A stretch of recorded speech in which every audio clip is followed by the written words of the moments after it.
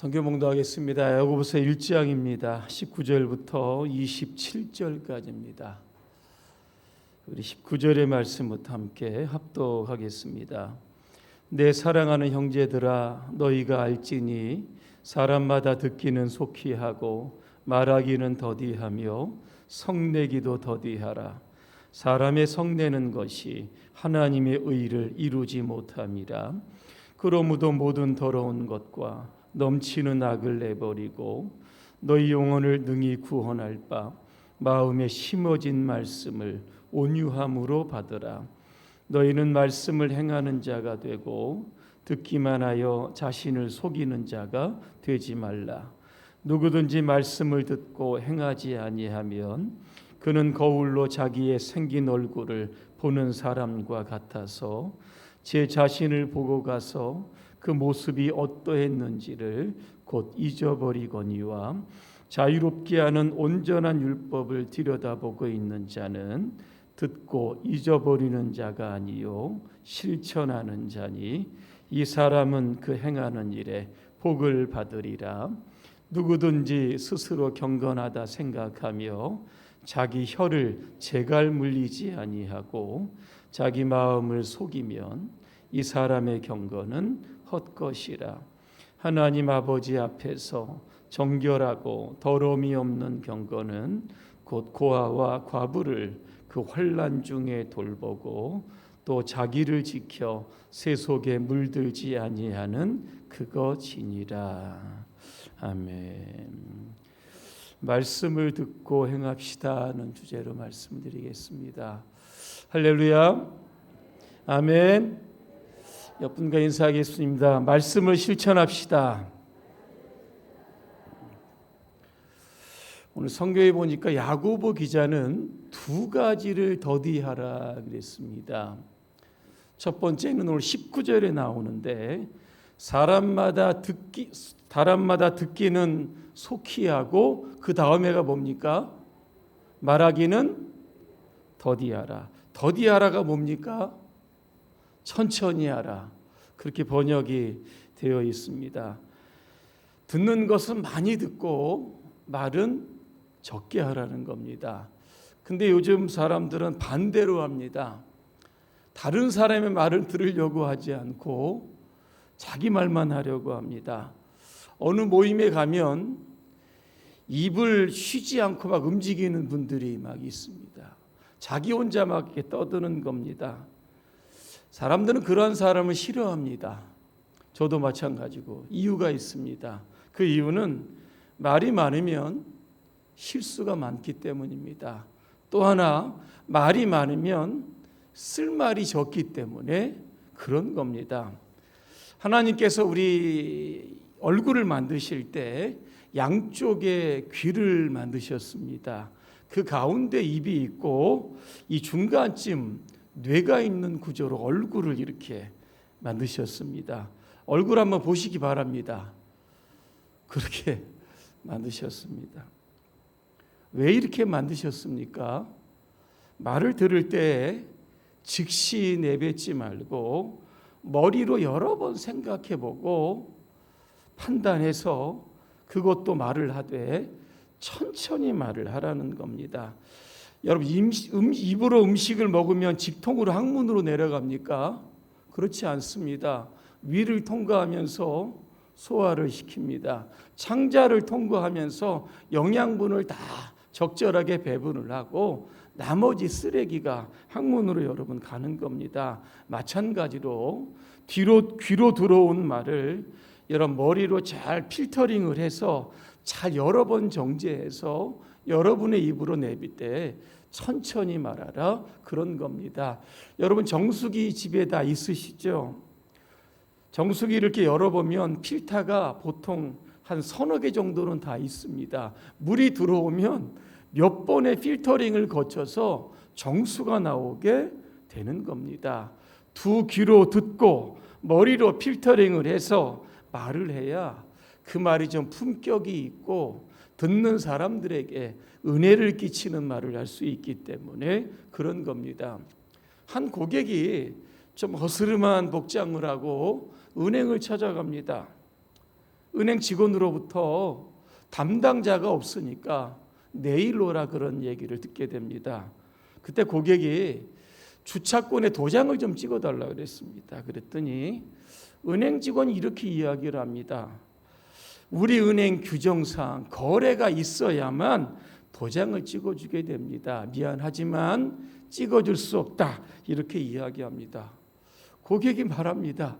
담당자가 없으니까 그래서 내가 내일 와야 합니다. 예외 규정이라고 하는 게 있는데 도장 찍어달라 그랬습니다. 그랬더니 직원이 또 이렇게 이야기합니다. 거래가 없는 사람들에게는 도장을 찍어줄 수 없다. 그렇게 이야기하더랍니다. 그래서 이분이 거래합시다. 통장 해지하겠다. 네, 다른 은행으로 내가 돈을 조금 이체하겠다 그랬습니다. 이분이 갖고 있었던 자산이 한 20억 정도 여러분 됐다고 합니다. 다 이제 돈을 찾고 거래를 마친 후에 그 주차권을 내서 도장을 받았다라고 하는 이야기입니다. 은행 직원이 이 융통성이 있었으면 아마 이런 일은 없었을 겁니다. 자, 거래하러 온 것도 거래입니다. 거래를 하다가 거래가 잘 되지 않는 것도 거래고, 내일 와서 거래하는 것도 거래입니다. 거래에 대한 이러한 개념을 좀 폭넓게 생각했더라고 하면 20억 자산을 가지고 있는 이 고객은 놓치지 않았을 겁니다. 그래서 여러분 양쪽 귀로 잘 들으셔야 되고 머리로 여러분 필터링 하셔서 정말 품격 있는 언어를 하시길 바랍니다. 또 하나, 귀가 옆으로 달려 있고 입이 앞으로 달려 있는 이유가 있습니다. 많은 정보를 여러분 습득을 하시고 다른 사람들의 이야기를 많이 들으시되 입으로 여러분 말하실 때는 입이 앞으로 되어 있는 것처럼 긍정적인 이야기를 해야 되고 미래지향적인 이야기를 해야 된다는 겁니다. 남자들은 하루 평균 2만 5천 마디의 말을 하고 여자분들은 조금 더 많이 한다고 합니다. 사람에 따라 아마 틀릴 겁니다. 보통 3만 마디 이상 한다고 하는데, 그래서 남자와 여자가 길거리에 싸움을 하면 남자가 절대로 여자를 이길 수 없습니다. 이 여성의 성대 구조를 보니까 말을 많이 해도 피곤함을 느끼는 구조가 아니라고 합니다. 그런데 남자가 여자만큼 말을 많이 하면 목이 금방 쉰다라고 하는 겁니다.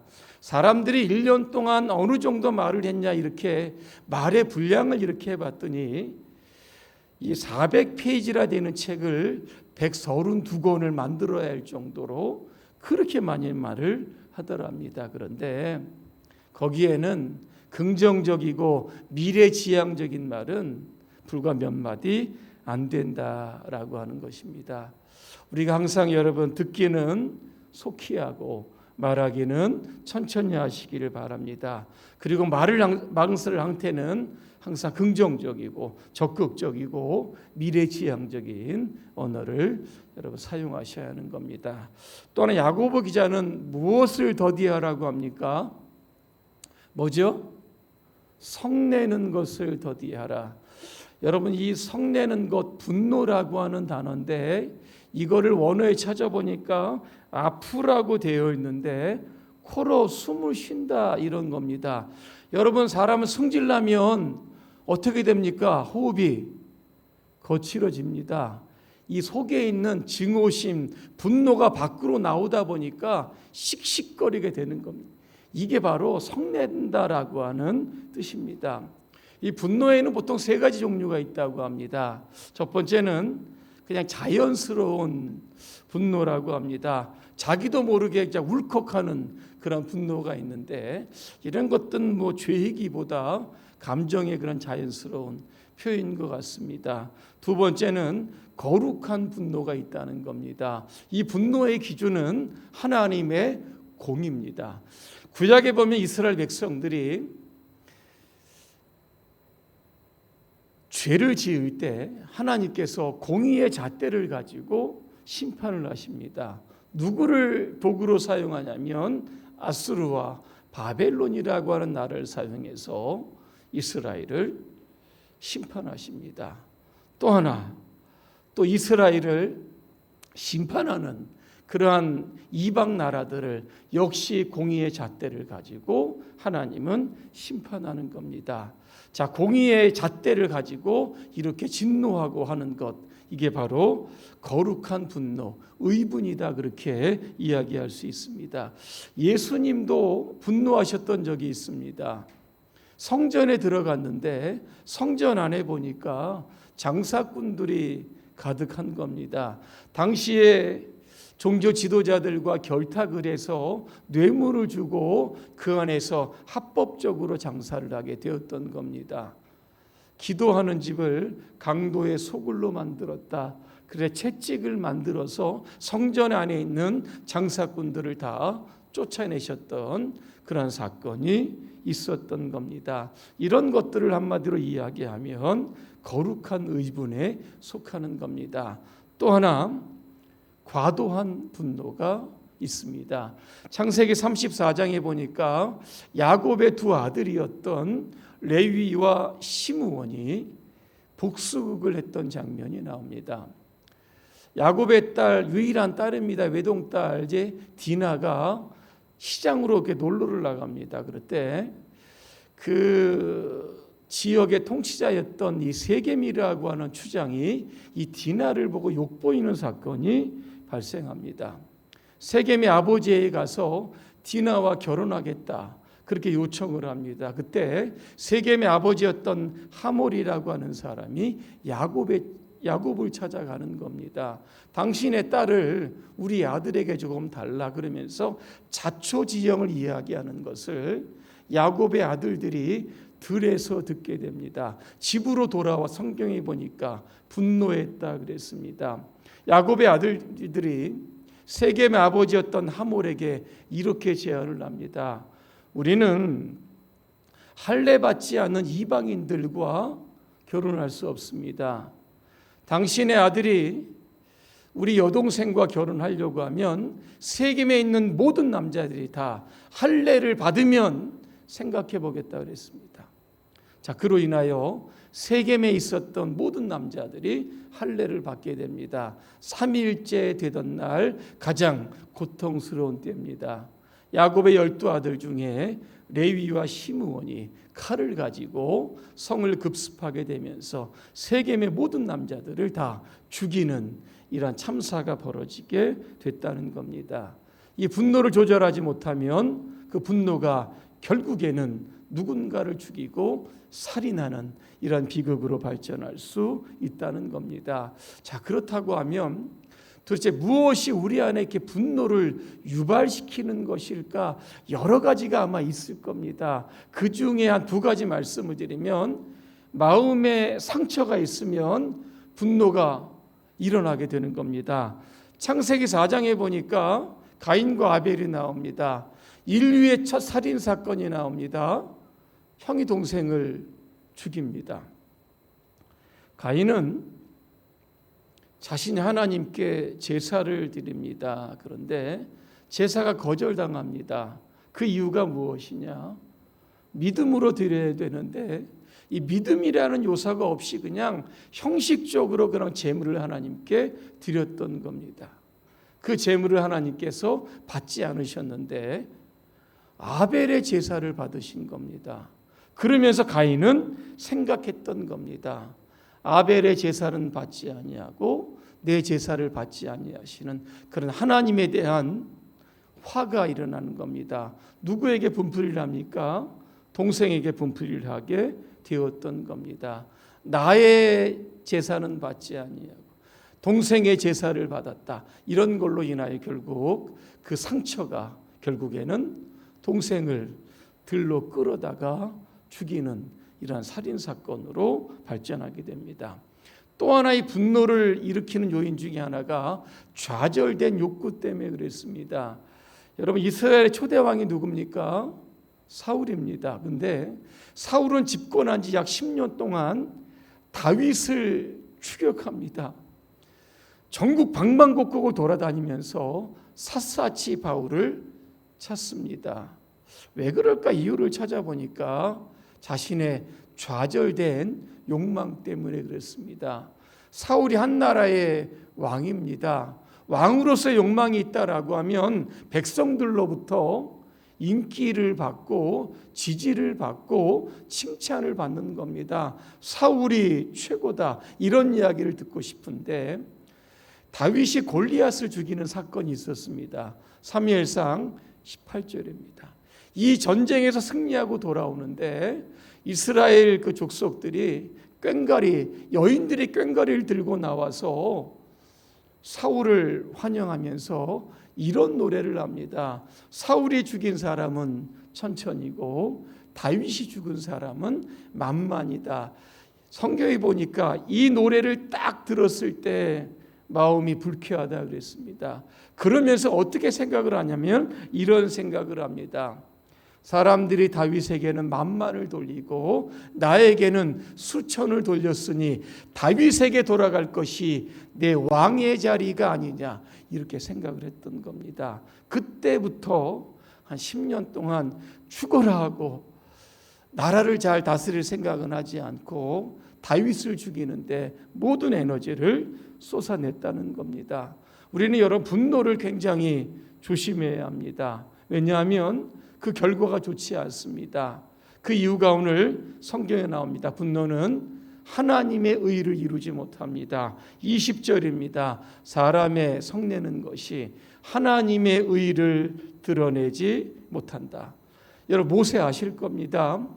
출애굽에서 광야 40년 동안 이스라엘 백성들을 가나안 땅까지 이끌었던 지도자입니다. 그런데 40년 동안 딱 한 번 이 화를 참지 못하는 사건이 발생합니다. 그게 바로 무리바의 물사건입니다. 이스라엘 백성들은 물이 없으면 늘 원망합니다. 하나님을 원망하고 모세를 원망을 합니다. 그래서 하나님이 반석에게 명령을 해서 물을 내서 물이 없는 백성들에게 좀 먹여라 그랬습니다. 근데 모세는 어떻게 했습니까? 반석 위에 이렇게 섭니다. 늘 불평하고 불만하는 이스라엘 백성들을 향해서 좀 악담이 섞인 이런 이야기를 합니다. 반역한 너희들이여, 우리가 너희를 위하여 이 반석에서 물을 내랴, 그렇게 얘기합니다. 그러면서 지팡이로 반석을 2번 치는 사건이 발생하게 됩니다. 결국 반석에서 물이 나와서 백성들과 짐승은 마셨지만 그 사건 때문에 결국 모세는 가나안 땅에 들어가지 못하게 되었던 겁니다. 또 하나의 분노라고 하는 것은 공동체를 파괴합니다. 에베소서 4장 26절과 제가 27절을 한번 읽어드립니다. 화를 내더라도 죄를 짓는 데까지 이르지 않도록 하십시오. 해가 지도록 노여움을 품고 있지 마십시오. 27절입니다. 악마에게 틈을 주지 마십시오 그랬습니다. 성경은 성내는 것이 사탄에게 틈을 주어 죄로 발전할 가능성이 있다, 그렇게 말씀하고 있는 겁니다. 좀 플라벨이라고 하는 사람이 이런 이야기를 합니다. 사탄은 불만이 가득하고 진노하는 영이기 때문에 화를 품고 있는 마음에 머물기를 좋아한다 그랬습니다. 여러분 숯불이 화로 안에 있으면 안전하고 유익합니다. 하지만 이게 화로가 넘어져서 숯불이 방 안으로 쏟아지게 되면 어떻게 됩니까? 불길이 방바닥을 태우게 되고 금방 집 전체로 다 번지고 마는 겁니다.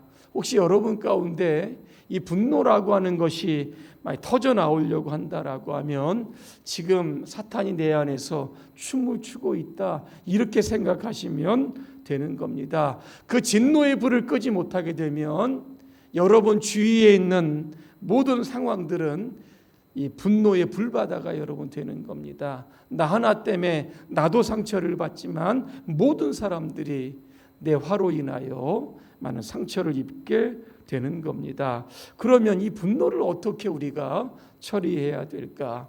오늘 성경에 나옵니다. 21절에 보니까 말씀을 온유함으로 받아라.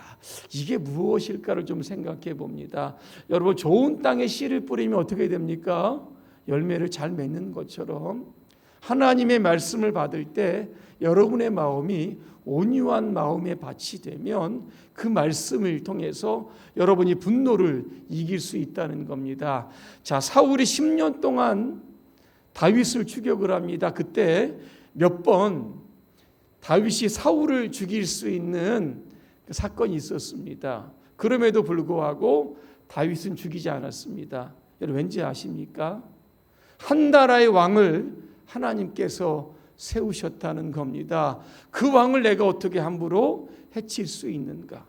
하나님의 마음을 가졌고 하나님의 말씀을 품었기 때문에 들었던 칼을 여러 번 내려놓았고 결국에는 그 온유함이 살인을 면할 수 있게 되었던 겁니다. 오늘 저와 여러분의 삶에 분노가 일어난다라고 하면 오늘도 저와 여러분에게 주어진 하나님의 말씀으로 여러분 잘 대응하시기를 바랍니다. 분노를 말씀으로 이김으로 여러분 안에 평안이 있고 기쁨이 있으시기를 주님의 이름으로 축복합니다. 기도하겠습니다. 은혜로우신 하나님, 우리가 무의식 중에 분노에 사로잡힐 때가 있습니다. 이미 성내는 것이 습관화되어 버린 사람들도 있습니다. 아무것도 아닌 것인데 그런 일들을 통해서 우리가 분노를 발하게 된다라고 하면 그 안에는 사탄이 개입하는 것이고 결국 사탄이 좋아하는 일을 하게 되는 겁니다. 이제는 분노가 우리 안에 치밀 때 하나님의 말씀을 온유함으로 받게 하여 주시옵소서. 그 말씀으로 분노의 불꽃을 사그러뜨릴 수 있도록 도와주시고 우리 안에 주시는 주님의 기쁨과 평안이 가득하게 하여 주시옵소서. 예수님의 이름으로 기도합니다. 아멘.